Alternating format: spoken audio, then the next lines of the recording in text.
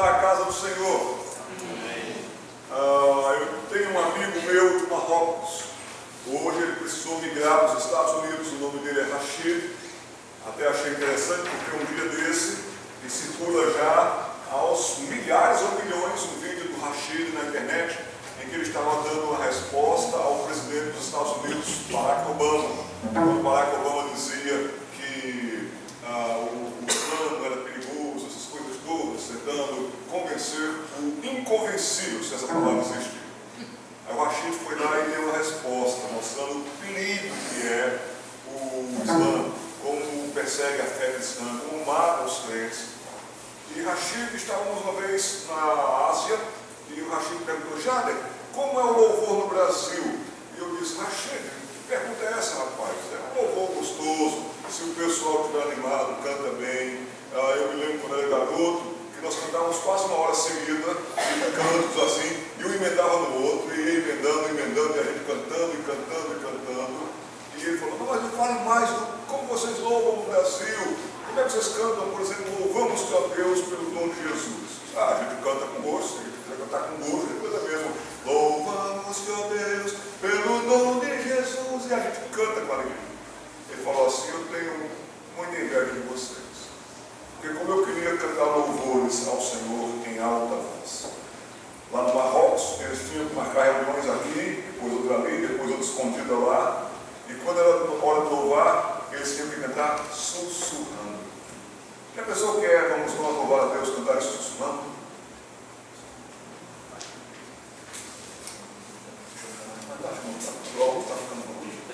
Nós podemos fazer isso. Podemos cantar ao Rei das Nações, grandes são as tuas obras. Vamos reconhecer as obras de Deus. Ô meu irmão José, é bom músico para a gente pegar assim no laço, para ver se você não sai na sua tarde toda ensaiando. Vamos ver se você é bom. Vamos colocar de pé. Vocês conhecem a música Rei das Nações, grandes são as tuas obras. Eu tenho aqui, mas é tão difícil achar, que é melhor você achar na sua memória. Grandes são as tuas obras. Está lindo isso, está bom.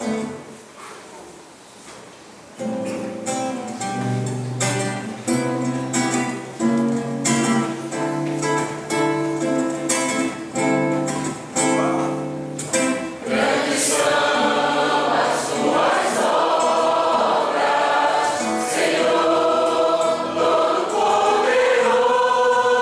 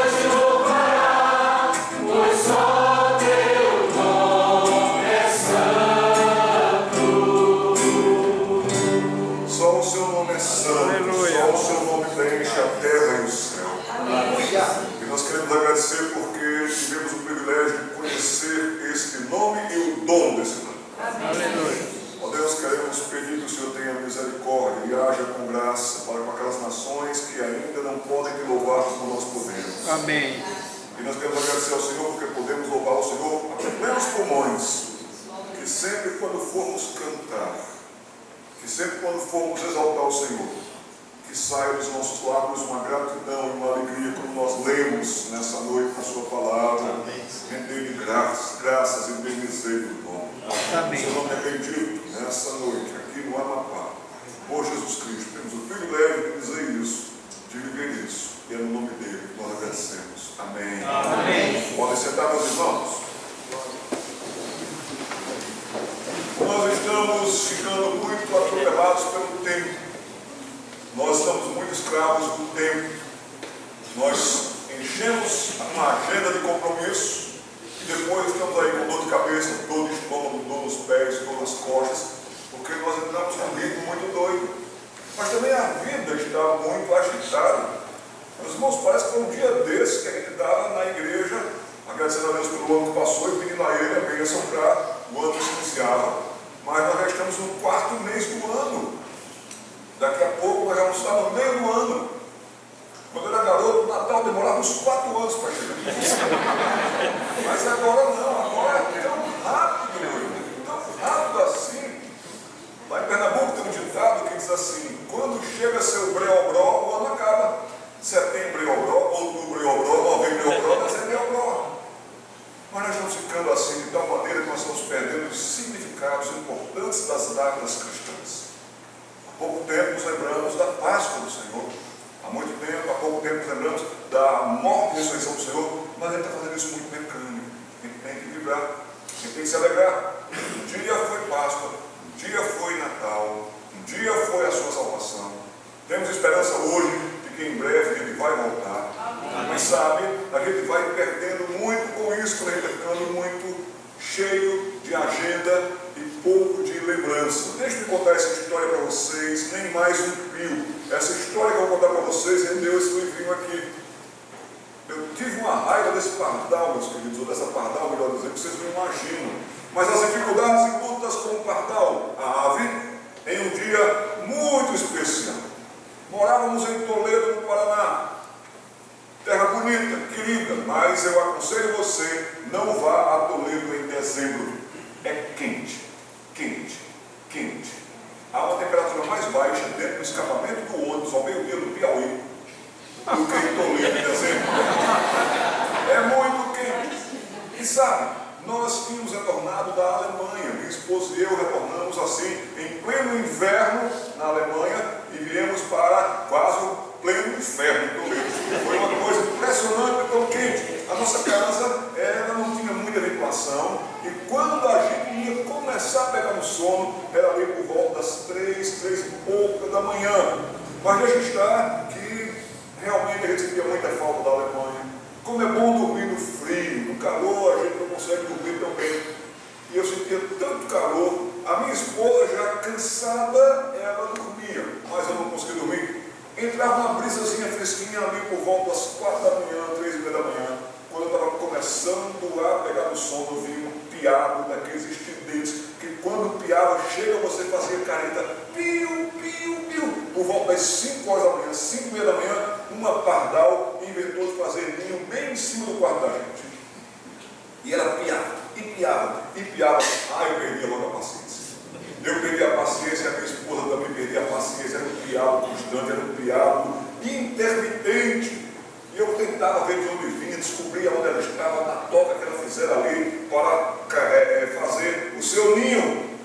Não teve. Eu comecei a estudar os costumes do bicho. Eu disse, não, esse bicho não vai me tirar o sono, não. É quando eu consigo dormir. Eu fui lá e pesquisei tudo sobre o pardal, o que é que ele faz, por que é que ele faz. Eu me tornei um pardalólogo. De fato, eu fiz tudo que podia. Sabe, eu descobri que não existia pardal no Brasil até 1800 e alguma coisa.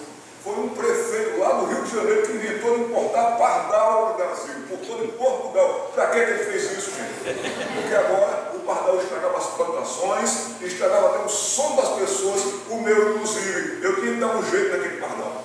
Aí a mãe dizia assim, mas pastor, como é que o pardalzinho entrava? A nossa casa, ela tinha um espaço em conjunto aqui, a pessoa fez sem nenhuma janela, só tinha umas basculantezinhas abertas na porta de trás, umas na frente aqui, E era por ali que, quando soprava uma brisa, a brisa entrava. E era também por ali que a pardal entrava. Aí vocês dizem, por que o senhor não fechava então a basculante?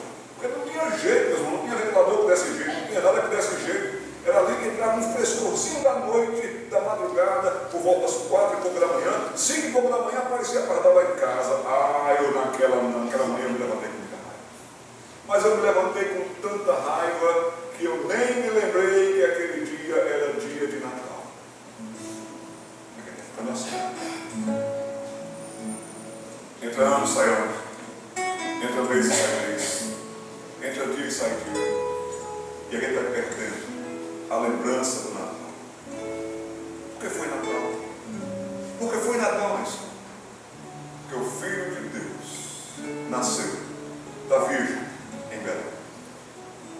Não havia nem lugar para ele. Você conhece essa história. Mas Natal está ficando para a gente só uma data em dezembro, não uma data de todo dia. Filho de Deus se fez carne e habitou entre nós. Logo eterno de Deus veio assim. Eu me levantei com tanta raiva, como você também se levanta com tanta raiva. Às vezes você não se levanta com tanta raiva, mas você se levanta com tanta pressa.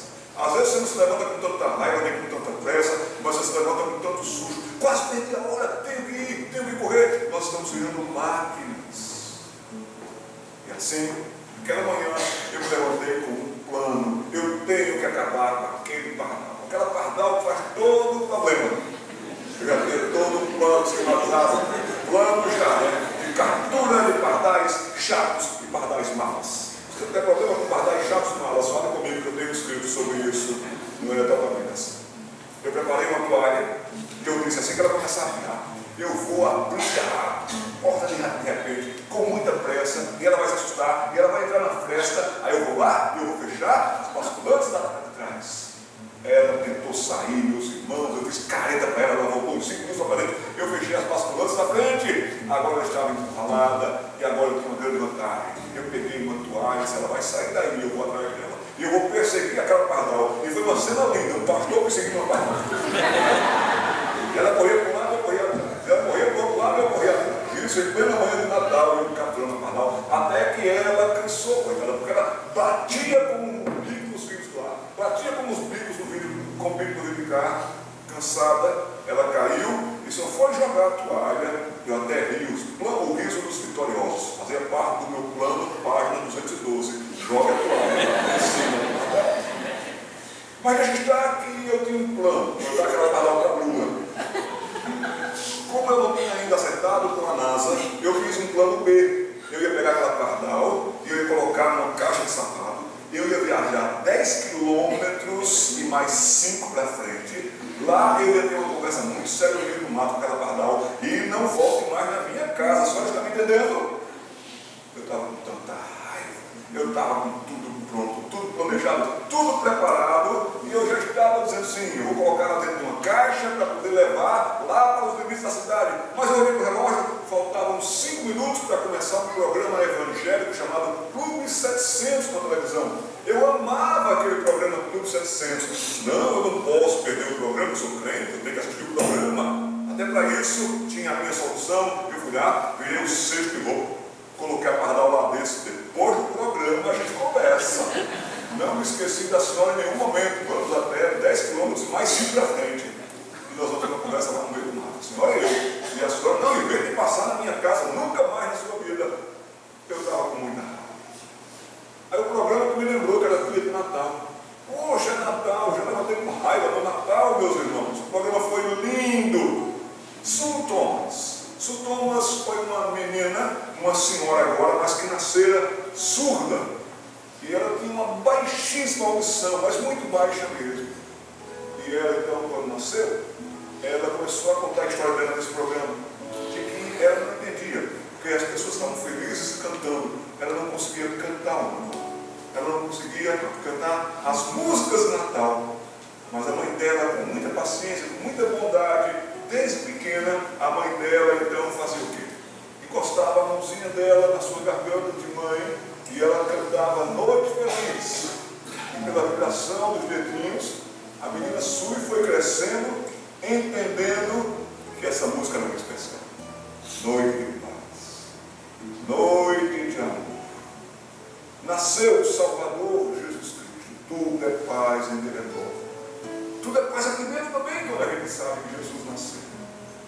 E ela contou a história dela.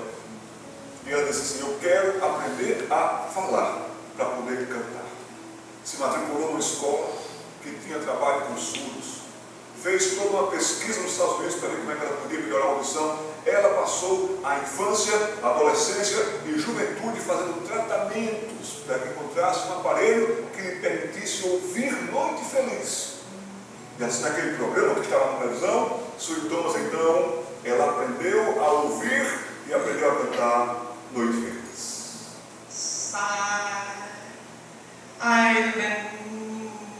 night. Holy night, all is calm, all is bright, round young virgin, mother and child. Holy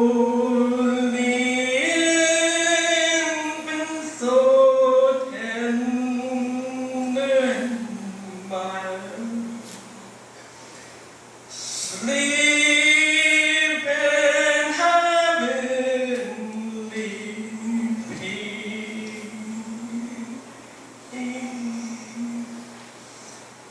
Sleep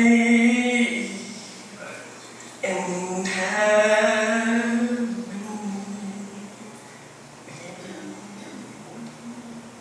Quando eu vi esse testemunho dessa moça, dessa senhora, que passou tanto tempo desejando cantar Noite Feliz, eu fiquei com tanta vergonha. De tão mecânico que eu estava cantando, não só hinos de Natal, mas hinos da ressurreição, hinos de gratidão, hinos de alegria. Como eu estava fazendo isso mecanicamente.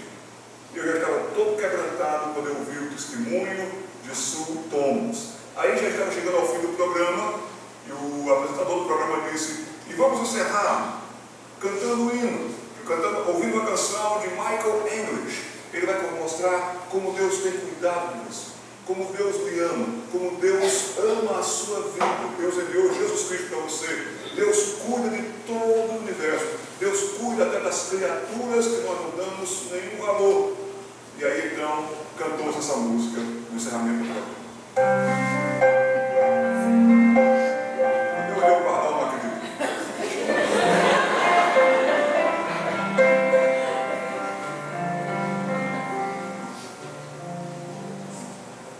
Why should I feel discouraged? Why should the shadows come?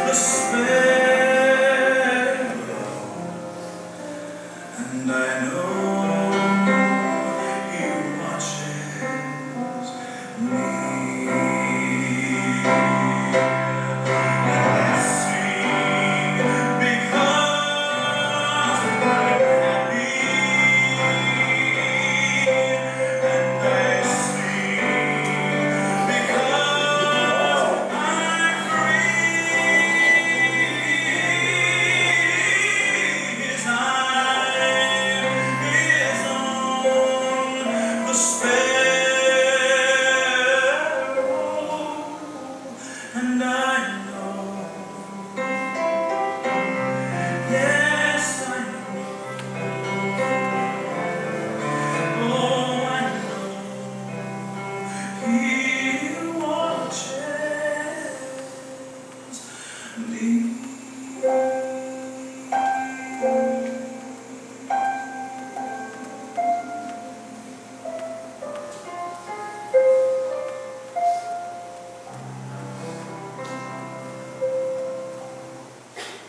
me levantei arrasado, meus irmãos.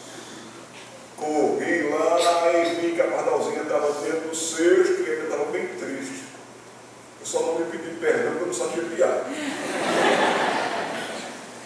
Mas eu fui lá atrás, abri a basculante o máximo possível. Fui lá e abri a basculante da frente. Removi o cesto, prisão,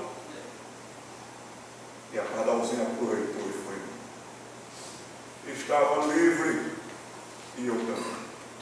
Que Deus nos liberte da prisão da agenda. Que Deus nos liberte da prisão da escravidão do tempo. Que Deus nos faça alegrar o coração e aquecer o coração, porque as suas promessas, todas em Cristo, têm o amém. Amém? Amém. Vamos de fato orar nesse momento. Senhor, nós queremos agradecer ao Senhor porque nós sabemos o sentido do Natal. Como nós também cantamos na história, tem o seu lugar. Cristo veio para nos salvar, para me salvar, e tudo Ele é para mim. E nessa noite aqui pode ser que alguns irmãos estejam tristes, aflitos, até mesmo presos em circunstâncias difíceis. Que eles se repousem no Senhor, sabendo que o Senhor é soberano e que o Senhor de fato cuida de nós, como tem cuidado dos pardais, o Senhor tem cuidado de nós. Ó Deus, se o Senhor cuida das aves, se o Senhor cuida da sua linda criação, o Senhor também cuida dos seus filhos e filhas.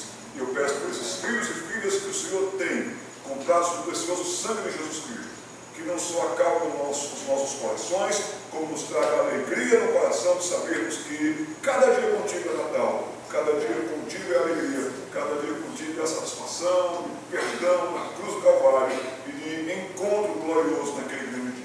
No nome de Jesus agradecemos. Amém. Amém. Minhas irmãs e meus irmãos, eu quero agradecer de coração aos meus queridos aqui da Igreja dos Irmãos que prepararam esse momento para que a gente estivesse juntos. Eu quero agradecer a Tabita, quero agradecer ao pastor Egon, aos demais irmãos da igreja, Lloyd, o seu esposo, todos vocês, queridos, que cuidaram para que a gente estivesse juntos nesta noite, nesse encontro também. Deixe-me achar aqui o nosso estudo para que a gente possa trabalhar um pouco mais nessa noite. Eu espero, Deus, que o irmão não apague a luz hoje, como fez ontem. Ficou muito feio ontem na igreja cheia, o irmão foi lá e apagou a luz. O nosso tema de ontem, que vou tentar condensar um pouco para hoje, é mesmo a relevância da escola bíblica dominical para a igreja e o preparo, a qualificação do professor. Eu quero que você abra comigo a palavra de Deus no livro do Êxodo capítulo 4, versículo 2. Êxodo 4, versículo 2. Contexto do Êxodo, vocês conhecem muito bem. O povo estava escravizado. Capítulo 2, nasceu Moisés, com quem Deus iria tratar, agir para a libertação de todo aquele povo. Capítulo 3, Deus revela a Moisés na sarça ardente. Moisés estava numa condição lá no deserto, não tinha muitos recursos. Ele não tinha, na verdade, nenhum recurso para ir falar com o faraó. Ele não tinha como ir ao faraó, nem atendido seria. Mas ele tinha Deus. E Deus então se revela a ele no capítulo 3 do livro do Êxodo e diz: Moisés, você vai libertar o povo, porque eu sou o que sou. E o eu sou está dizendo que você vai fazer isso. Capítulo 4, então, Moisés vai dizer: como, Senhor? Como é que eu vou enfrentar uma dificuldade tão grande quanto essa? Ou como essa? Capítulo 4 começa assim: respondeu Moisés: eles não crerão, nem ouvirão, ou nem acudirão à minha voz, pois dirão: o Senhor não te apareceu. Versículo 2 diz: perguntou-lhe o Senhor: que é isso que tens na mão? Respondeu-lhe: um bordão, ou uma vara, ou um cajado. Moisés, o que é que você tem na sua mão? E ele disse: eu tenho um bordão, eu tenho um cajado. Vamos ficar aqui por enquanto, depois retornaremos a essa leitura. EBD, ou Escola Bíblica Dominical, e a igreja. Mas, irmãos, tanto a EBD quanto a igreja, quanto mais nós reclamamos de ambas, menos nós participamos. As pessoas que mais criticam, as pessoas que mais reclamam, as pessoas que mais estão críticas contra a escola bíblica dominical ou contra a igreja, não são as que participam, são as que criticam. Nem vêm.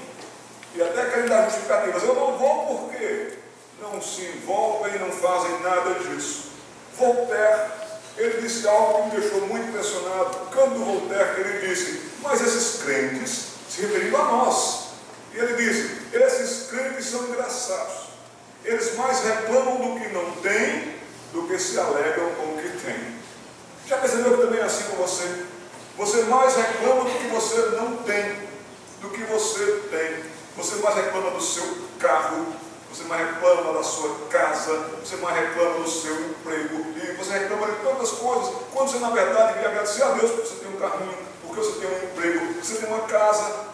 Mas nós sempre estamos querendo mais, estamos reclamando.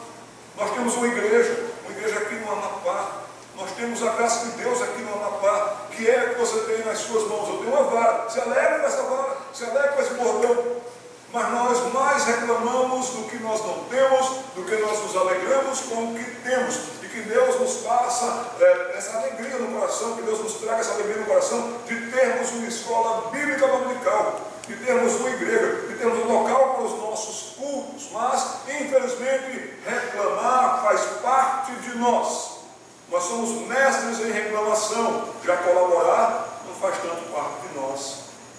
Já envolver-se na igreja, envolver-se na escola bíblica dominical, participar, dizer: eis-me aqui, Senhor, envia-me a mim, também não faz muito parte de nós. Voluntariar-se não faz parte de nós.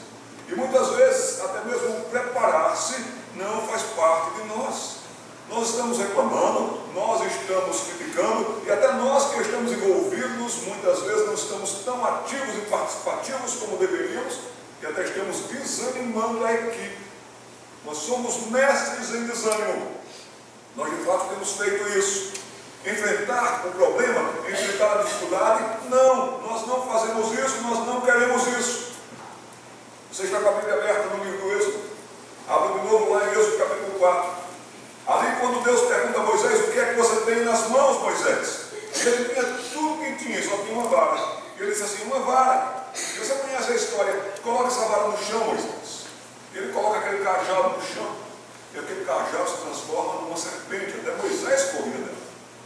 Meus irmãos, quem tem poder para transformar um pau, uma vara, uma madeira, em vida, em cobra, tem todo o poder.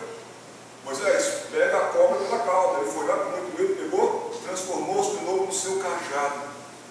Sabe, se você só tem um cajado, se alegre, você tem Deus com você. Nós reclamamos muito do cajado: só tenho isso, só tenho isso. Nós, de fato, somos pessoas bem críticas. As nossas próprias mãos nos dizem isso. Muitos irmãos têm complexo de mão.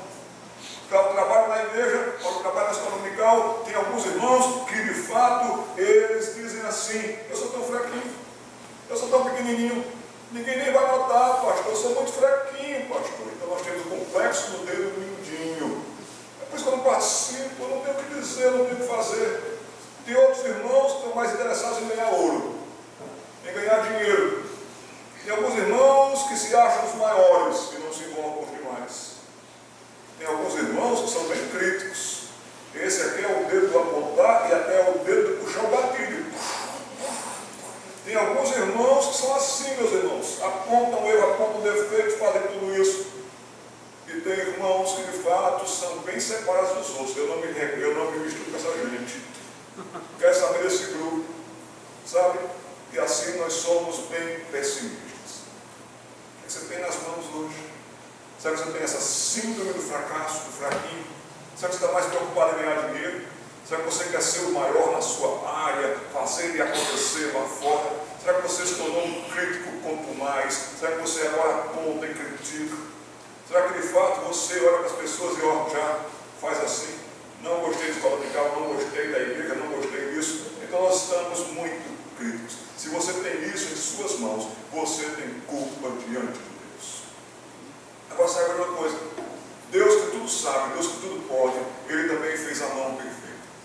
Se o dedinho está nessa posição, e se ele está realmente aqui, é porque ele faz parte da mão. Se você não coloca seu dedinho, então eu vou pedir aqui que algum irmão providencie uma faca bem afiada, vamos cortar o dedinho. Ninguém quer cortar o dedinho, meus irmãos. E quando a gente bate com ele, a gente até medo. O dedinho faz parte da mão.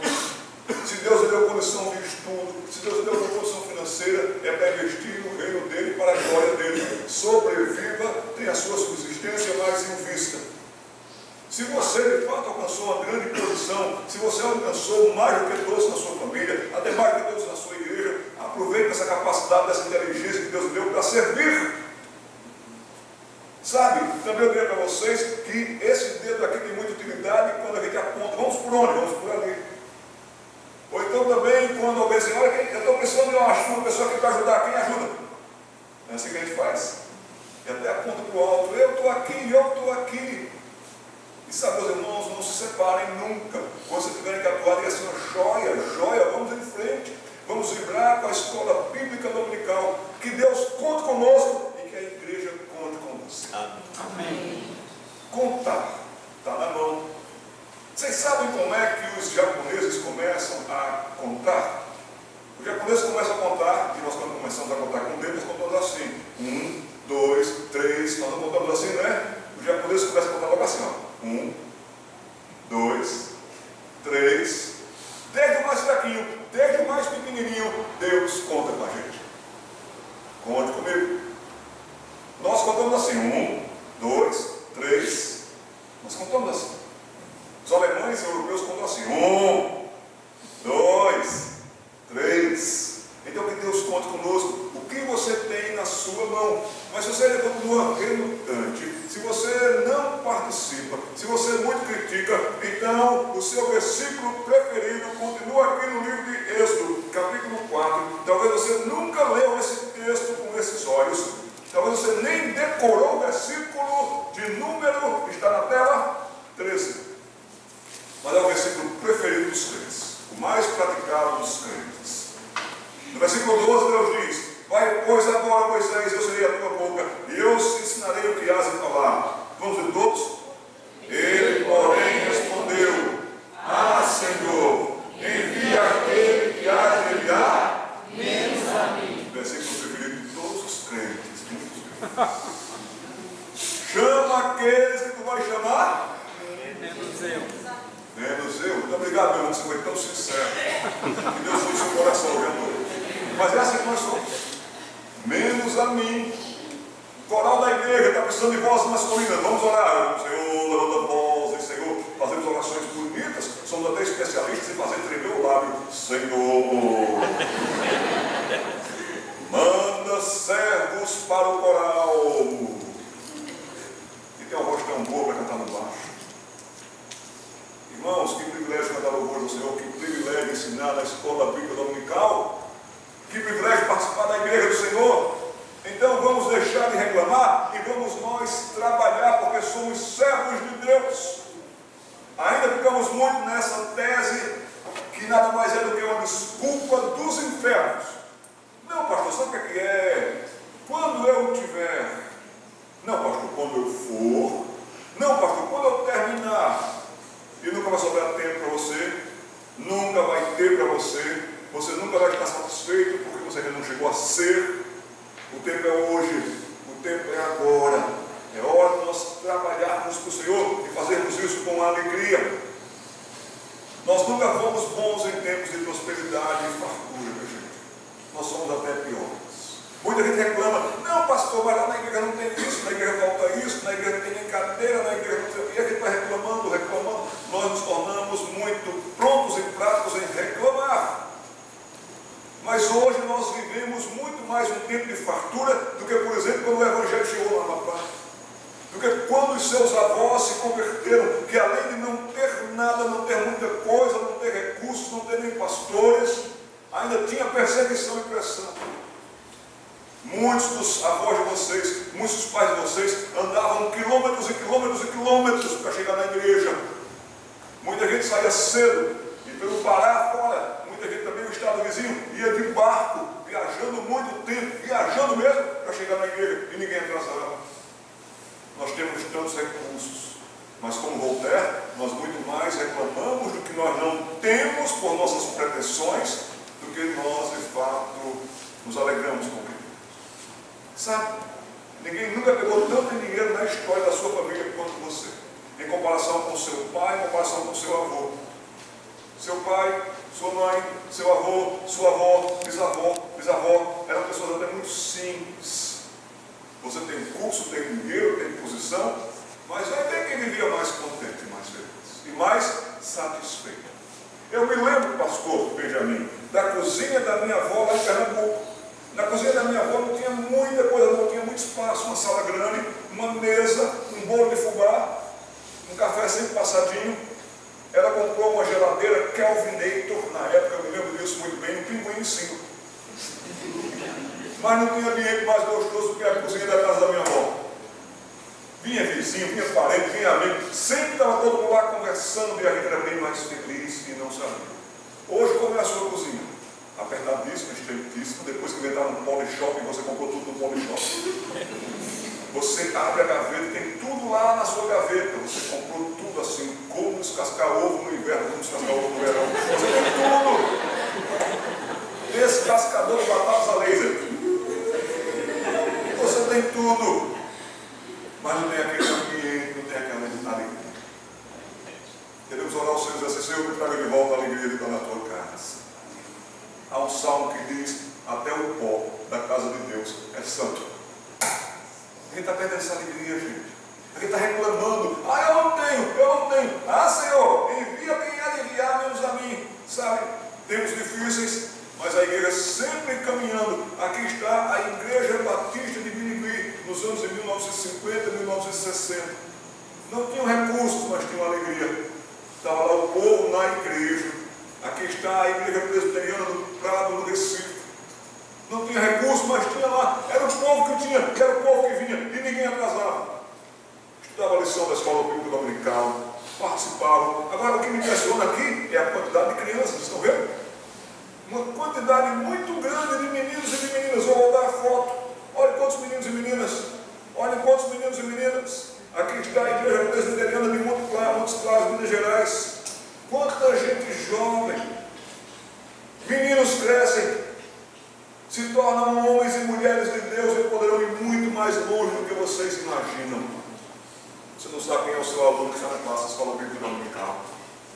Invista nele, ore com ele, ore por aquela menina. Eles crescem e Deus os manda para longe. E Deus faz para o louvor da sua glória com que esses se multipliquem, frutifiquem e invistam. Você não está perdendo tempo na escola bíblica dominical. Você está trabalhando com vidas, você está investindo em vidas. Aqui está a Igreja Batista de Caruaru. Quantas crianças? Hoje, pessoas de muita influência na sociedade, pessoas que fizeram muito bem à sociedade, muito bem ao próximo, e que aprenderam a respeitar e amar o próximo através da palavra de Deus, ensinada na escola bíblica dominical. Se você ensina na escola bíblica dominical, você não está perdendo tempo, você está investindo em vidas. Eu quero que você anote isso. Se você trouxe o seu celular, não vai ver a Bíblia nele, não vai bater foto nele. Bata foto disso, por favor. Agostinho de Hipona, ele destacava as 3 áreas mais importantes para a vida, por toda a vida. As áreas mais importantes para o bem ou para o mal, para o positivo ou para o negativo de uma pessoa, são essas 3 áreas da vida. A primeira área que Agostinho de Hipona ele destacava era a memória. E a memória veio logo cedo. Você não sabia nem falar, você não sabia nem fazer qualquer outra coisa, mas você tem as mais tenras memórias dos seus pais, da sua casa, do seu bairro. Você tem memória. É mesmo no livro de Lamentações, quando tudo está arrasado, quando a Babilônia já entrou, já acabou, já dispersou, monturos e mais monturos, que o profeta escreve uma passagem que é fantástica. Não tem esperança visível, não tem nenhuma condição de reerguer-se imediatamente, mas o profeta, ele está registrado em Lamentações 3:21, quero trazer à memória o que pode trazer esperança. Eu tenho esperança de dias melhores para a nossa escola bíblica dominical. Amém. Eu tenho esperança que Deus vai agir esperança de que Deus vai usar vocês. Nem vocês saíram de casa à toa, nem eu saí de casa à toa. Nós saímos aqui para orar, para pedir a Deus, Senhor, tenha misericórdia de nós. E, ó Deus, levanta o ânimo e traz um vigor, e traz vida para a escola bíblica dominical. Amém. Então a memória é muito importante. Se você teve um pai terrível, uma mãe louca, está marcado na sua memória. Mas se você teve um pai amoroso, uma mãe querida, está marcado na sua memória. A mesma coisa é com o professor e com o professor. Todos nós temos um professor querido no coração. Quem sabe nos ajudou a entender A, B, C, D, mais B, A, e quem sabe aquela pessoa que teve um jeito com a gente. Eu tenho hoje 54 para 55 anos de idade. Eu trago na memória a mente, o rosto, a fisionomia e a bondade da professora Lourdinha, que foi minha professora no jardim da infância. A memória é muito importante. Memória da igreja, memória dos cantos da nossa fé. Então a memória, e nós trabalhamos na escola bíblica dominical com a memória. A segunda esfera, muito importante para uma pessoa por toda a vida, é o entendimento. Então as pessoas precisam entender bem. Nós estamos mais preocupados em informar do que em formar. Nós precisamos formar. Você entendeu, fulano? Você entendeu quais são os livros da Bíblia? O Pentateuco, aqueles 5 primeiros livros? Vamos lá, Gênesis, Êxodo. Você está entendendo, meu filho? Começa assim. Aí depois nós partimos para os livros históricos. Você sabe de Salmos. Olha, então a gente vai começando a colocar. E vai e volta. Ensinar é como o mar. É gostoso tomar banho e mergulhar, mas é profundo, é intenso. Por isso que o mar tem fluxo e refluxo. Vai e volta. E cada vez que vai e volta, o mar está obedecendo a Deus e está trazendo nutrientes para tudo aquilo que faz parte da esfera onde o mar está.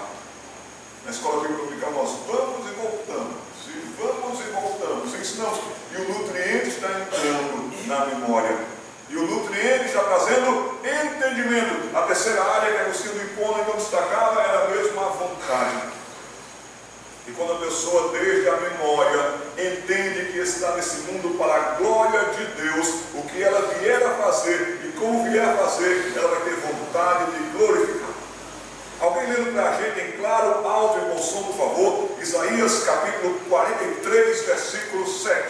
Filha, pegue água para o pastor, por favor, pode ser isso. Obrigado. Isaías capítulo 43, versículo 7. Alguém lendo para a gente em claro, alto e bom som.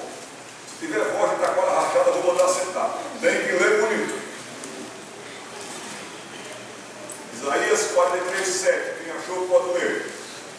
A todos os que são chamados pelo meu nome, que eu os criei para a minha glória, e que formei e fiz.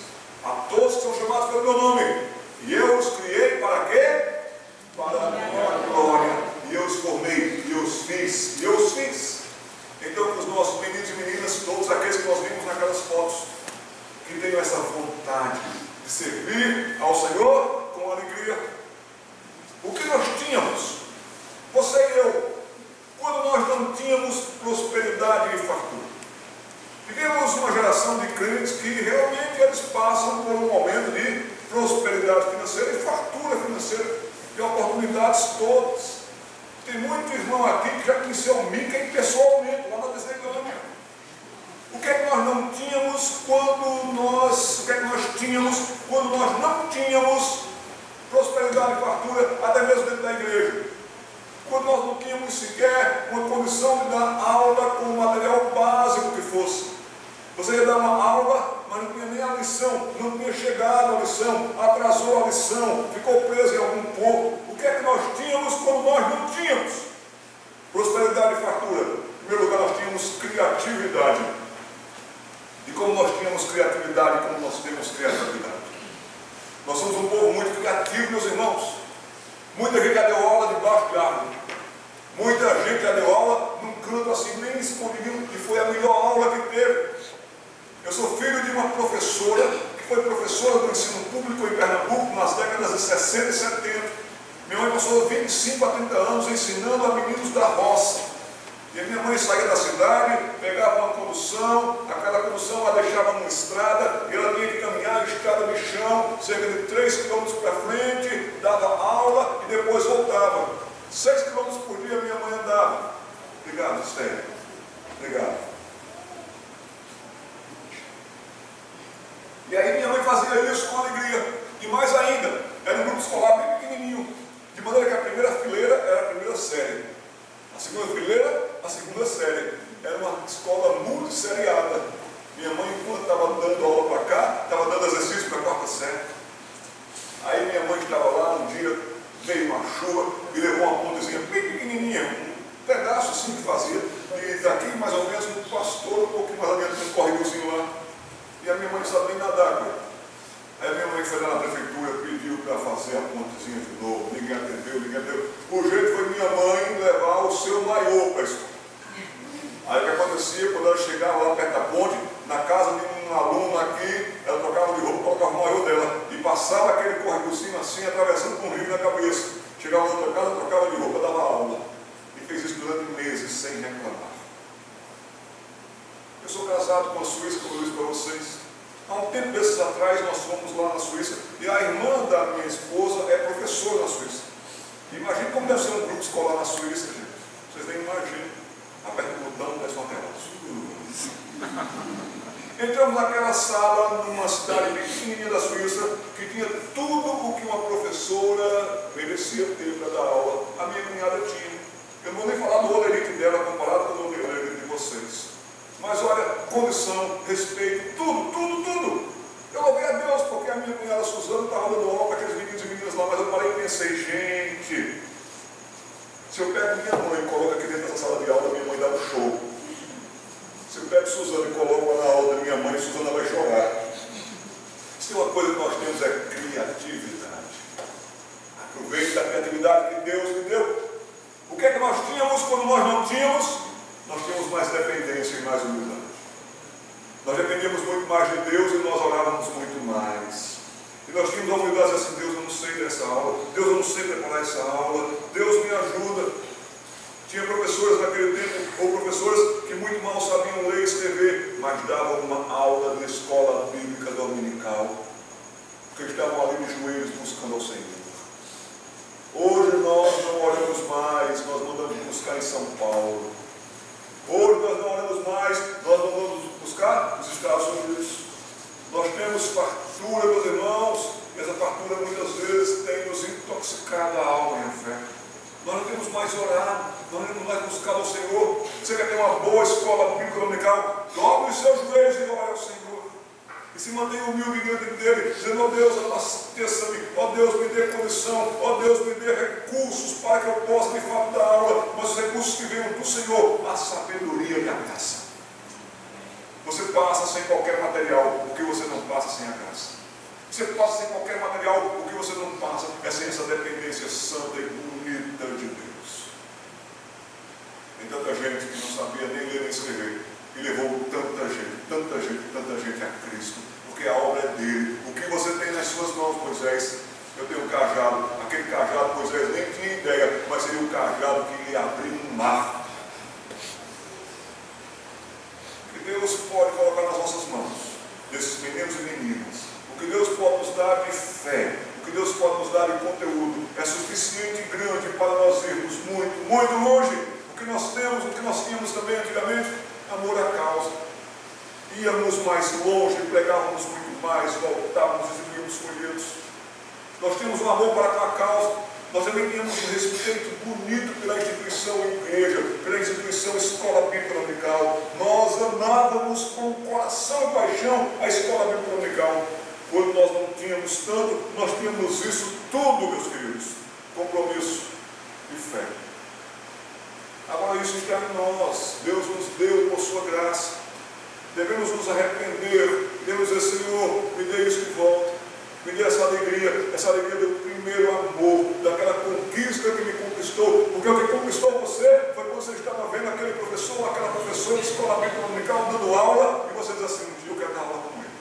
Um dia eu quero dar aula com ela. Um dia eu quero dar aula de escola bíblica dominical.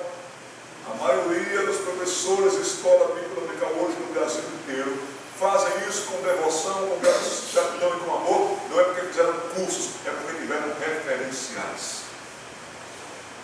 professora, uma pessoa que marcou muito os seus corações. O que nós tínhamos, até mesmo quando financeiramente, pessoalmente, nós não tínhamos prosperidade e nem fartura. O que nós tínhamos quando pessoalmente nós não tínhamos prosperidade e fartura, nós tínhamos contentamento. Estávamos tão contentes. Comprar uma saia para vocês, mulheres, era motivo de contentamento. Comprar uma blusa, uma camisa. Comprar o pneu da bicicleta. Mas chegávamos em casa e estávamos contentes. Chegávamos em casa, tinha uma comida muito simples. Uma caixeira, alguma coisa aqui, outra coisa ali, um cafezinho, um ovo. Estávamos tão contentes. Nós íamos mais em família. Nós participávamos mais em família. Quando nós não tínhamos fartura e corríamos atrás da fartura, nós estávamos plenos de alegria, nós tínhamos mais contentamento, nós tínhamos mais desejo de servir, nós colocávamos alvos para a igreja, alvos para vidas. Meu alvo é investir na vida de fulaninho, fulaninho, fulaninha, para que esses meninos melhorem e avancem. Nós tínhamos também uma vida mais tranquila, nós tínhamos valorização às conquistas. Quando conquistávamos alguma coisa, nós vibrávamos com aquela coisa. Hoje nós não estamos mais vibrando, hoje nós não estamos mais nos alegrando com as nossas conquistas. Nós já estamos planejando as próximas 10 conquistas para frente. Com isso a gente se alegra com a última conquista que a gente teve, o último livro que a gente leu.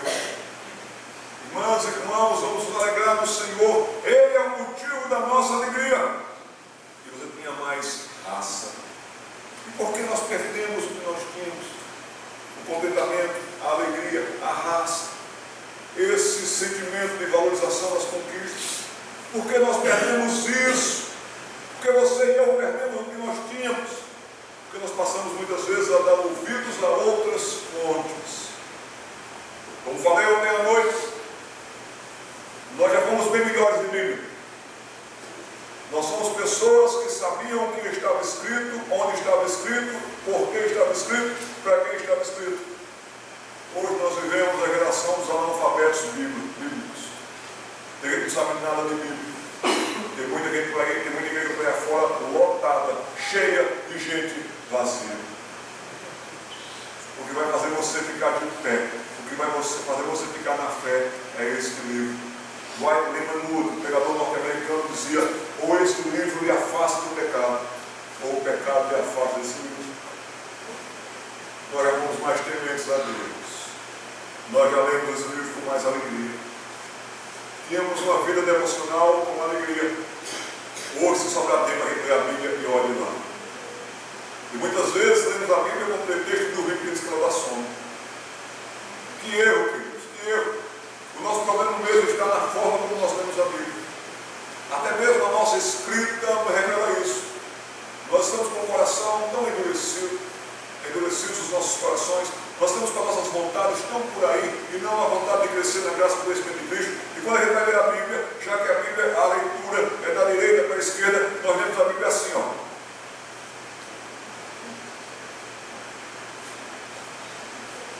Nós estamos lendo a Bíblia não.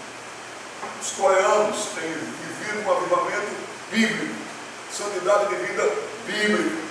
Eu fui numa reunião de oração na Coreia, em Seul, uma quarta-feira à noite, na igreja presbiteriana, quarta-feira à noite, com 6.000 pessoas orando.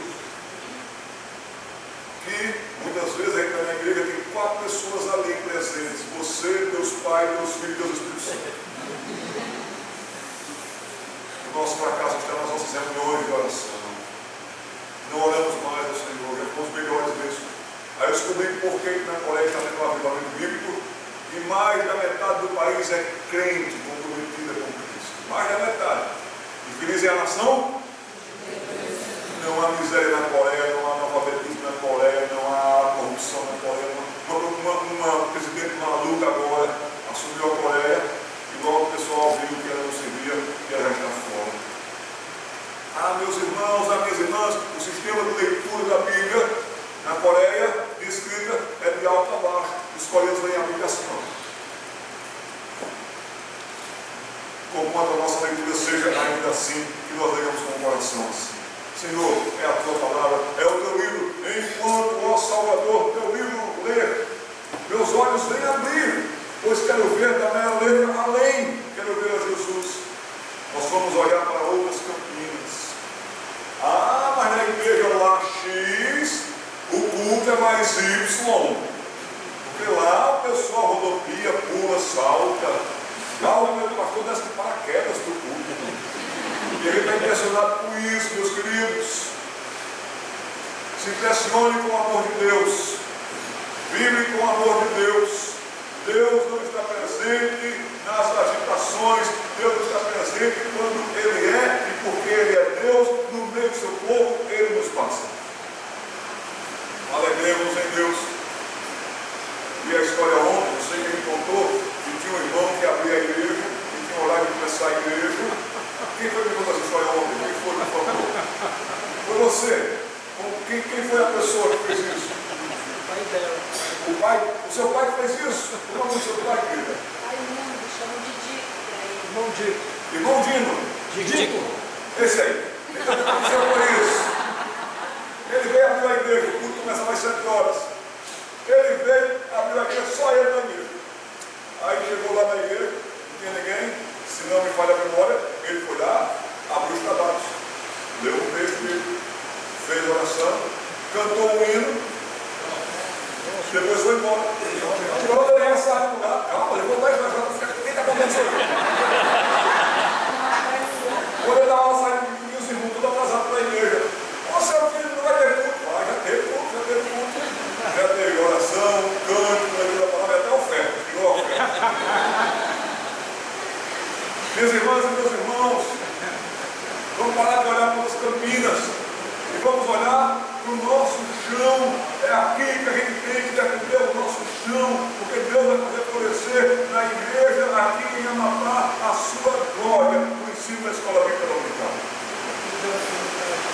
Nós também perdemos porque nós desejamos mais ser alguém ou ter alguma coisa. Como nós perdemos, muitos irmãos e muitas irmãs foram procurar sarna para se coçar. E tem tanta gente de fato, como nós estamos vendo aqui, porque perdemos o que tínhamos, porque nós fomos arrumar sarna para se coçar. Nos envolvemos demais.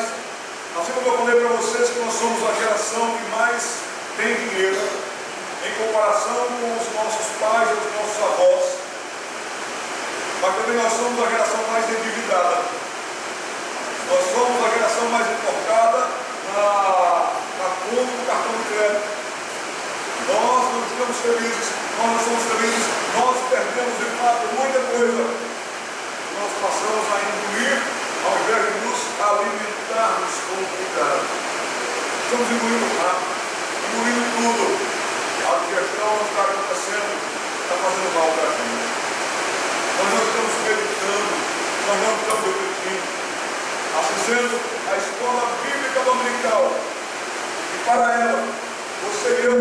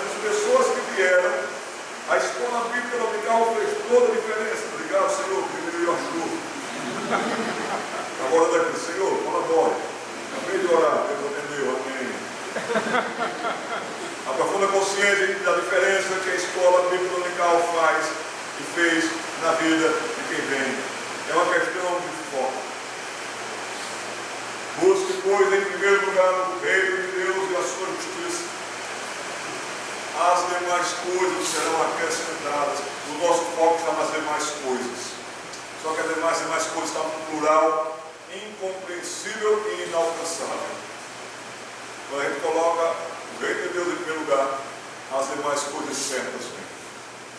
Casamento certo vem. Emprego certo vem. Deus é bom, meus irmãos. Deus é bom. Deus nos dá o que nós precisamos. Comparação, por exemplo, se vós que sois maus, sabeis dar coisas boas aos filhos de vocês, quanto mais o vosso Pai Celeste. Eu dou graças a Deus que Deus não atendeu mais da metade das minhas orações. Repito e enfatizo isso. Eu dou graças a Deus que Deus não atendeu mais da metade das minhas orações, porque eu não saberia o que fazer com tanta tranqueira lá em casa. Nós pedimos e nós não recebemos porque pedimos mal, para agradar os nossos próprios interesses. Estou pensando em fazer reunião de oração dos homens da nossa igreja numa concessionária de carro. Porque quando a gente mais ora, o Senhor, que carrão, esse carro nas minhas mãos, Senhor. Estou pensando em levar as irmãs para orar no shopping. Senhor, esse vestido, que lindo, Pai. Com essa bolsa, Senhor. É quando nós temos orado muito. Devemos ser reunião de oração pela escola dominical, para a escola dominical, para o culto da noite. Senhor, usa o teu servo para pregar essa noite. Senhor, usa aquela pessoa que vai fazer o estudo da escola bíblica dominical. É mesmo uma questão de foco. Então vamos ver 3 focos e vamos dar uma pausa, depois nós voltamos. Foco número 1. Professores que me escutam nessa noite. Ganharemos mais quando o nosso foco for no ensino, ao invés de na informação. Tem muita gente correndo com lição, tem muita gente correndo com informação. O aluno tem uma dúvida: não, meu filho, tem tempo não, tem tempo não. Então, por favor, concentre-se no ensino, não sossegue enquanto você não perceber que o ensino está caindo em bom solo. Não descanse enquanto você não ver, perceber, sentir que o seu ensino está chegando nos corações dos seus alunos. Então você não tem que informar e deixar as pessoas sem aprenderem os caminhos do Senhor, que são perfeitos. Então que o seu foco, que o meu foco seja no ensino, muito mais do que na informação. Que o seu foco de fato seja esse. Ganharemos mais quando não tivermos pressa, mas tivermos meta. Que o seu filho, que o seu aluno, que a pessoa que Deus me colocou para que você ensine, para que você transmita, que você tenha metas de ver o quanto ele está avançando. Para isso, tarefas são importantes. Vocês podem medir como seus alunos estão reagindo. Fiquei muito contente de saber já de alguns extratos das aulas que vocês tiveram hoje. Amanhã continua. Que bênção que Deus trouxe para vocês aqui no Amapá. Esse encontro, pela graça de Deus e para a glória dele, foi o primeiro de muitos. Nós precisamos de uma igreja forte. Para que a igreja seja forte, nós precisamos de uma escola bíblica dominical forte. O que é que o diabo faz? Ataca a escola dominical para enfraquecer a igreja. Eu tenho visto mesmo por esse Brasil que as igrejas que estão enfraquecendo e já enfraquecidas é porque negociaram a escola bíblica dominical. Que abriram mão da escola bíblica dominical. Não podemos fazer isso. Em terceiro lugar, que o nosso foco seja bem mantido dessa maneira. Ganharemos mais quando conhecermos melhor os nossos alunos. Tem meninos que têm mais dificuldades, tem meninos que estão com o peito travados, tem menino que aprende rápido. Você tem que saber quem são os seus alunos e orar por eles. Tem um caderno de oração deles, saiba do aniversário deles, das deficiências deles, dos potenciais que eles têm. Estudem os seus alunos e invistam neles. Eu encerro com a história. Eu era professor de escola dominical lá em São José dos Campos, na classe de pré-adolescentes. E o que eu fiz ali, eu dava a lição para eles, e depois eles tinham tarefas em casa a cumprir, e depois nós tínhamos perguntas e respostas sobre a lição que nós tínhamos feito. Eu comprei um isopor, comprei uns carrinhos de plástico, assim de Fórmula 1, bem simplesinhos de plástico, e eu fazia uma corrida aqui, e o aluno com o seu carro, cada aluno com o seu carro, e à medida que eles iam completando o circuito lá, eles ganhavam a corrida. E tinha um menino lá, o Júnior, que era muito esperto, muito inteligente, daqueles que não precisavam nem estudar. Ele só ouvindo, já pegava a lição toda e guardava. Não tem desse. E tinha o Youssef. Youssef se esforçava tanto, coitado, mas tão coitado. Eu acho que o sobrenome do Youssef era Youssef Barrichello. Ele não ganhava nada. Aí o Sérgio se esforçava tanto, mas o Sérgio, aí eu disse, não, todo mundo ganhou a corrida. Chegava lá, tchan, mas o Sérgio nunca teve a ninguém de ouvir o tchan.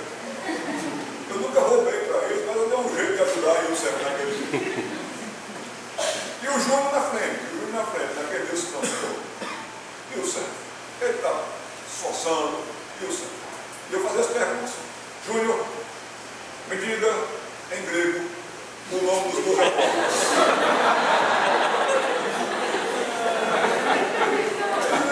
Não sei não. Problema seu. E o Sérgio. Primeiro homem que Deus criou, começa com a letra A, e o Sérgio começou a ganhar a corrida. Mas Júnior, aquele que mexeu com os bios do Júnior, ele começou a fazer a pergunta para o Júnior, era aquele negócio, se você não soubesse a pergunta, passava para o outro passava. Gente, como é que o Júnior foi chegando? Eu já não sabia mais que perguntas fazer. E nós estávamos estudando sobre a Bíblia, como Deus trouxe esse livro, como Deus preservou esse livro, como Deus inspirou esse livro, como esse livro é maravilhoso, como esse livro alimenta a gente. Aí estava o Sérgio na bandeira, meus irmãos, mas na bandeira. Se ele não respondesse, o Júnior respondia, e aí ele ganhava. Eu disse, Júnior, agora é a vez do Sérgio. E o Sérgio? Última pergunta para ele. E o Sérgio? A Bíblia tem 2 testamentos. A Bíblia tem tantos autores, tantos idiomas. A Bíblia tem tantos livros. Mas e o Sérgio? E o Sérgio do céu? Quem é verdadeiramente o autor das Escrituras? Quem é verdadeiramente o autor das Escrituras? O Espírito Santo. Ele sabia disso. Deus, o Espírito, quem inspirou. Então, dentro dessa aula, estava bem assim, gente, só assim. E o Sérgio, quem é o autor das Escrituras? E o Sérgio responde, João Ferreira de Almeida.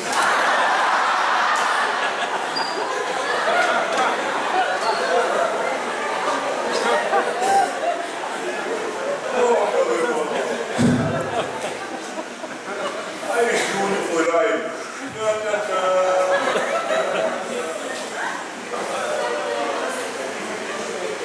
Eu sentei com o Sérgio de novo, o Sérgio, o Espírito Santo de Deus e o Sérgio. Você pergunta hoje para o Sérgio sabe o Espírito Santo.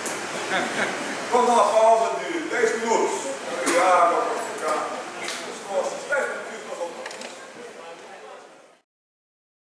De cada 50 jovens cristãos ou crentes que entram na universidade, eles entram, apenas 2 concluirão o curso com a sua fé pessoal em Jesus Cristo e nas Sagradas Escrituras mantidas de forma sadia.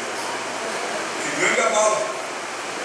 Por isso nós temos que estar bem na base, informar com formação, informar com conteúdo, para que de fato essa estatística não seja também nossa aqui no Brasil. Eu queria incentivar a vocês também a leitura desse livro aqui. É lindo livro, edificante.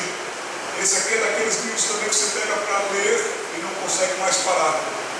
Procurei Alá, encontrei Jesus.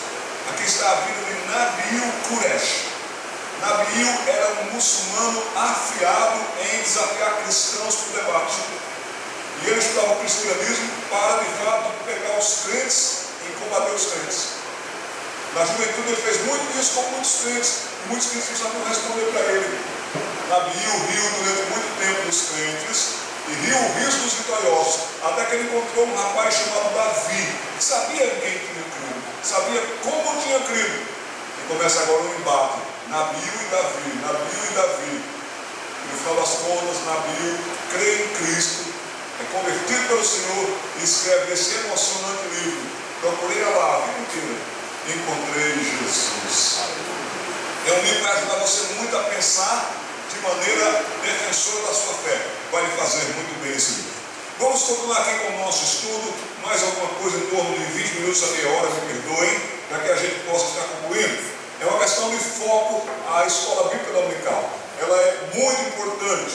Então nós já vimos que de fato temos que conhecer. Vamos voltar aqui os focos para que vocês relembrem, certo? O foco número 1 foi que nós ganharemos mais quando nós nos focarmos no ensino. Nós temos um objetivo: transmitir um ensino que o aluno aprenda. Quem é o Senhor, quem é de fato aquele que está conosco, o Espírito, a sua palavra. E aí nós vamos, através das histórias bíblicas, passando todo o conteúdo de quem Deus é de fato.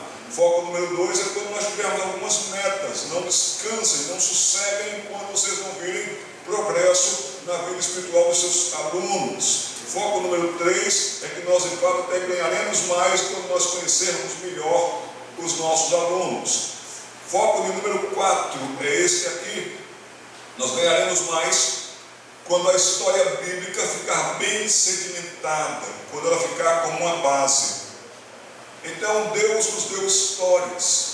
Alguém lendo para a gente Romanos capítulo 15, versículo 4. Romanos 15, versículo 4. Deus, ele escreveu a história de Noé.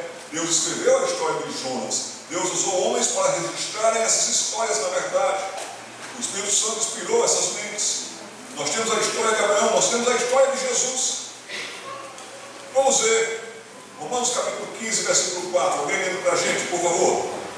Pois tudo quanto outrora foi escrito, para o nosso ensino foi escrito, a fim de que pela paciência e pela consolação das Escrituras tenhamos esperança. Muito obrigado, meu irmão. Tudo que outrora foi escrito para o nosso ensino, para que, aprendendo tudo o que foi escrito, nós tenhamos esperança, nós tenhamos consolação. Nós poderíamos entender que quando estivermos sendo atacados, como atacado foi Daniel, o mesmo Deus de Daniel é o Deus da sua pessoa. Nós vamos aprender que o Senhor cuida de nós, que o Senhor nos ama. Então, dessa maneira, nós temos que ensinar as histórias. Agora, o quinto foco é esse. Nós ganharemos mais quando, da base, a história, nós erguermos doutrina. Então, não fica a história pela história, mas a história tem um fim. Nos dá paciência, nos dá esperança, nos dá consolo. Aonde está Deus na história? Quem é Deus na história de Jonas? Tem muito professor aqui que vai dar aula de Jonas e treme, pensa, mas meu Deus, Jonas de novo não, Senhor. Olha, quase diz assim, não aguento mais dar aula de Jonas. Quando vem a revista da escola dominical, Jonas. Se brincar, as crianças conhecem a história de Jonas melhor do que você. Aí você quer inovar, quer fazer de tudo. Onde está Deus na história de Jonas? Quem é Deus na história de Jonas? O que Deus diz, o que Deus quer na história, porque isso é doutrina. Aí quanto mais você conhecer a Deus, você vai ganhar ricos ensinamentos doutrinários na história de Jonas. Entre eles, não brinque com Deus, não fuja de Deus. Deus é soberano, Deus é Senhor. Agora, se você se concentrar em Jonas, aí de fato a história é aquela. Mas você conhecer o Deus da história de Jonas. Uma professora dos Estados Unidos pegou o livro de Jonas e realmente pegou uma teologia sistemática. E nós temos boas teologias sistemáticas. Pastor Egon pode ajudar você, outros pastores aqui podem ajudar você a ter algumas teologias sistemáticas. Tem uma teologia sistemática muito boa chamada Teologia Concisa. O autor é J.I. Packer. Livros trazendo não temos mais, mas essa teologia é muito boa, muito prática. E você vai com o fluxo e refluxo, ensinando quem Deus é. Você pode estudar mais quem Deus é. Por exemplo, uma professora passou o tempo fazendo isso. Deus na história de Jonas. E as crianças foram aprendendo sobre Deus, sobre Deus. Aí teve um dia que a convenção da denominação vai fazer um dia um encontro. Aí chamou todas as igrejas da região para um acampamento, passar o dia lá. Foi muito bonito. Os homens iam ter os estudos, as mulheres iam ter os estudos e as crianças também iam ter os estudos. E aí chamaram uma professora experta em dar aula de escola dominical com recursos tantos. E lá foi ela dar aula para as crianças, juntou todas as crianças da denominação, 100 crianças, e aí ela foi dar aula sobre Jonas. E ela já preparou o som do mar, ela já preparou o som do vento. Ele dava aula com aquele teatro todo, e todo mundo vibrando. Aí, em determinado momento, e Jonas foi lançado ao mar. Aí o barulho, tchum. E aí, lá no mar, ele vai afundando, afundando. E quem foi que salvou Jonas? Aí, uma criança, aluna daquela outra professora, disse: foi Deus. A professora disse: foi não. Foi o peixe. Aí, aquela criança, professora, se a senhora quiser que eu diga que foi Deus que usou o peixe, eu digo, mas foi Deus. Pastor, a diferença aqui de ver quem é Deus hoje. Senão a gente vai dar mais valor para o peixe. Ó peixe, nós te amamos, ó peixe, nós te adoramos, porque de graça de Jonas do mar. E aí ele vai cantar louvor ao peixe. O que me impressiona em Deus é que Deus quis contar com Jonas. E o teimoso do Jonas foi resgatado da sua teimosia, porque Deus mandou um peixe para salvá-lo. Esse é o nosso grande Deus. Esse é o nosso grande Deus. Então, da história, da base, a história, nós então erguemos doutrinas para a vida. E o foco do número 6 é que nós ganharemos mais quando nos dedicarmos à pesquisa. Explore. A Bíblia é um tesouro. A Bíblia tem tantos recursos. E quanto mais você de fato pesquisar, você não tem que fazer aquela aula para os universitários de Harvard. Você também não vai fazer uma aula pobre. Explore. Vocês ouviram ontem à noite, e que desde a infância sabes as sagradas letras que podem tornar-te sábio. É desde a infância. Brefos, a palavra para infância ali no grego. No Antigo Testamento, porque ensina a criança no caminho que deva andar. O verbo é esse mesmo, ensinar. E a palavra criança ali é naar, criança de peito. A gente não tem ideia de como a mensagem está chegando, como uma esponja, os seus cérebros estão de fato recebendo informações. A gente acha que não, o mundo acha que sim. O mundo tem cada história com tramas, com tudo isso, e as pessoas estão tudo indo atrás. Devemos dar as melhores histórias, as melhores lições, de fato, fruto de pesquisas. Finalmente, meus irmãos e minhas irmãs, dentro do tema de hoje à noite, as qualificações de um professor. Então saiba disso, meu irmão, saiba disso, minha irmã, as melhores, as maiores, as mais perfeitas, as mais completas, as que com as suas atuações preencham, as que com a sua presença promovam transformações. Pastor, eu estou fora. Pastor, como é que eu posso estar entre os melhores, maiores, mais perfeitas, completas, que com a minha atuação preencha, que com a minha presença promova transformações? Eu não estou falando de você, que eu estou falando de Deus. Eu não estou falando de você. Você é um cajado nas mãos de Deus, que Deus vai usar para abrir o mar. Então conte com as melhores atuações de Deus, as maiores, as mais perfeitas, as mais completas, e que as atuações de Deus na sua aula preencham a vida dos seus alunos, e que a presença de Deus na sua aula promova transformações. É Ele. Agora, já que Ele tem as melhores, Senhor, me ajude a melhorar a minha aula. Me dê essa sabedoria, Deus. Faça a sua parte. Como você está fazendo aqui numa sexta-feira à noite de feriado, você podia estar em outros locais, você está aqui porque você quer aprender mais, compartilhar mais. Louva a Deus por toda a equipe que está trabalhando para dividir, para que você melhore, para que você dê aulas com mais ânimos, maiores ânimos, as mais perfeitas, com a graça de Deus. Eu quero encerrar com a história desse homem. Sabe quem é esse homem? George Washington. Não, pastor, George Washington conheço, estava na nota do dólar. George Washington não era preto, ele era branco. Esse homem se chama George Washington, em homenagem ao primeiro presidente dos Estados Unidos, George Washington. Mas só que esse homem aqui se chama George Washington Carver. Talvez você nunca ouviu falar de George Washington Carver. Mas nessa noite você nunca mais vai esquecer da história de George Washington Carver. Amendoim, peanut. George Washington, ele viveu na transição da fase final da escravidão nos Estados Unidos e da libertação dos escravos. Estava ali naquela transição. A sua família ainda era escrava de um senhor de terras nos Estados Unidos. Mas aquele senhor e aquela senhora creram em Jesus Cristo e disseram: não, nós não podemos ter escravos. Isso não é certo para a gente.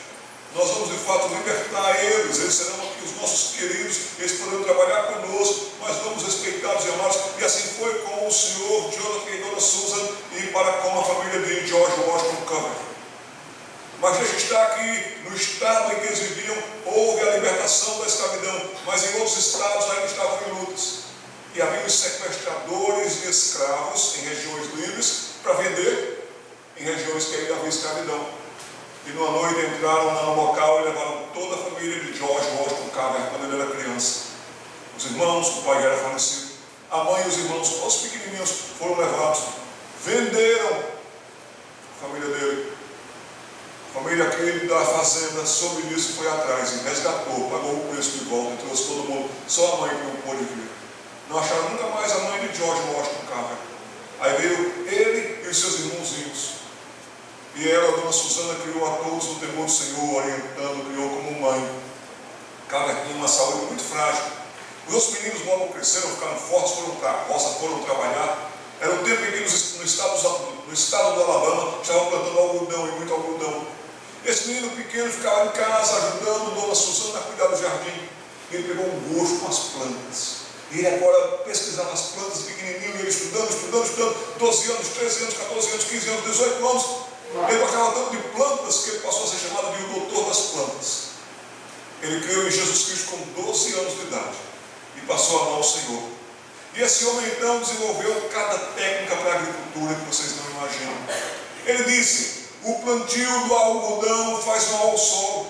Vocês estão plantando algodão, colhendo algodão, plantando algodão, colhendo algodão, plantando algodão. Tem que dar um descanso para o solo, viram dele. Mas vamos fazer a experiência? Vamos plantar algodão, dar um descanso para o solo, plantando batatas, porque a batata ali no solo vai enriquecer o solo. E você não vai ver batata doce, mas vai ajudar a produção do solo. Plantar algodão, batata doce. Colher batata doce. Plantar algodão, já o saco do algodão foi bem melhor. Mas agora vamos fazer o seguinte: próxima plantação, amendoim. Você está louco, rapaz? Vai fazer bem para o solo, vai enterrar ali, vai fazer muita coisa, vai fazer muito menos para o solo. E aquela parte do Alabama começou a fazer isso. Resultado, foi o melhor grão, o melhor fio de algodão de todos os Estados Unidos da América. Muita gente agora começou a ganhar dinheiro e tudo mais, mas Carver, ele fez uma coisa impressionante. Ele desenvolveu só da batata doce mais de 100 subprodutos, só da batata doce. E do amendoim, ele desenvolveu mais de 300 subprodutos, para estética, para pasta, para isso, para aquilo outro. Ele estudou ao máximo. Um menino que creu em Cristo, aos 12 anos de idade, que se dedicou a fazer o bem, fez um bem como ele nem podia imaginar nem tantos outros. Esse foi George Washington Carver. É motivo de ser nos Estados Unidos da América. Então, meu irmão e minha irmã têm interesse pela escola bíblica dominical. A boa aula de escola bíblica dominical começa com oração. Ore ao seu grande Deus, aquele que tem as melhores condições, os melhores recursos, o que é. Ore ao nosso grande Deus. A boa aula da escola dominical começa na segunda-feira anterior, 15 dias antes. Pesquise, guarde, anote. A boa escola dominical começa com interesse pelo assunto. Se você só tira da lição e joga para os alunos, sua aula vai ser horrível. Mas você pega interesse pelo assunto. Eu quero mais, eu quero conhecer mais, eu quero conhecer mais. Quem melhor tira proveito da aula de escola bíblica dominical é o professor. E os alunos tiram proveito disso. Assim nós devemos ser e fazer. Quanto eu vou aprender desse estudo? Quanto eu vou aprender desse tema? Quanto eu vou aprender da vida de José? Quanto eu vou aprender da vida de Paulo? Eu já sei bastante, mas sempre tenho mais. Quanto eu vou aprender é mais importante do que quanto eu vou ensinar. Quanto eu vou aprender? Tome gosto pelo assunto. O Senhor Deus haverá de abençoar as obras das suas mãos. A mão do professor, da professora da escola bíblica dominical, nas mãos de Deus, é como um círculo concêntrico que você toca na água. Você toca aqui e vai fazendo os círculos, e você não tem ideia de como Deus vai usar aquelas vidas que você está investindo hoje. Porque você também foi aluno de escola bíblica dominical um dia. E Deus levou você muito longe. Então a escola bíblica dominical é um local excelente para evangelismo, e muita gente vem a Cristo na escola bíblica dominical. Muita gente compreende que é pecador, que ele é salvador. E aqui está um grande pecador, precisando de um grande salvador. Compreendemos que a escola bíblica dominical, ela edifica, ela forma caráter, que é o que está faltando para tanta gente, que é o que está com defeito em tanta gente. A escola bíblica dominical, ela traz compromisso. Quem vem para a escola dominical vem para o culto. Quem não vem para a escola dominical também não vem para o culto. Isso está sendo uma praga em todo o Brasil. E você vai estar fazendo investimento em vidas. E Deus vai usar aquelas vidas. E haverá retorno e benefícios para o reino de Deus, porque Deus sabe tudo para o louvor da sua glória. E Ele é competente e poderoso para isso. Aqui está uma das escolas bíblicas dominicais no começo do século XX. Mais gente do que em muitas igrejas hoje, no século XXI. Não tinham recursos, não tinham condições, não tinha material, nem existia a PEC naquele tempo, nem outros recursos mais. Mas Deus estava presente. Deus está presente. E quando Ele quer, Ele faz tudo acontecer para o louvor da sua glória. A IBD é de caráter e conteúdo formativo. A IBD é rica em conteúdo informativo. A IBD ela é repetitiva, aquela noção que eu passei de fluxo e refluxo, porém com riqueza de transmissões e de aplicações. Esta é a poderosa e maravilhosa IBD. A IBD ela é redentiva. A IBD ela é orientadora e até mesmo reorientadora. A IBD ela é preventiva. A IBD é um santo hábito que pode tornar meninos e meninas santos e missionários, que aprendem na escola dominical, leva para o professor, leva para o amiguinho, leva para o tio, leva para a tia. A escola bíblica dominical é incômoda ao inimigo, porque sabe que se o menino, se a menina está aprendendo a palavra de Deus, ele vai ficar incomodado com isso. A escola bíblica dominical, vamos dizer todos, ajuda na santificação desde cedo, e incentiva a orar e a ter, manter e desenvolver uma vida de oração. Finalmente, ela ensina e a palavra de Deus nem volta vazia, e é poderosa e eficiente. Segue-se a erva, murcha a flor. A palavra de Deus permanece para sempre. Esse é o Deus que nos deu um privilégio, nascido na Inglaterra, que foi uma bênção para o Brasil. E o Brasil foi muito abençoado durante o tempo que amou e deve voltar a amar a escola bíblica dominical. Que Deus te ajude e que Deus me ajude a irmos adiante. Temos amanhã também um dia bem cheio, bem intenso, e vocês serão abençoados com Deus, por Deus,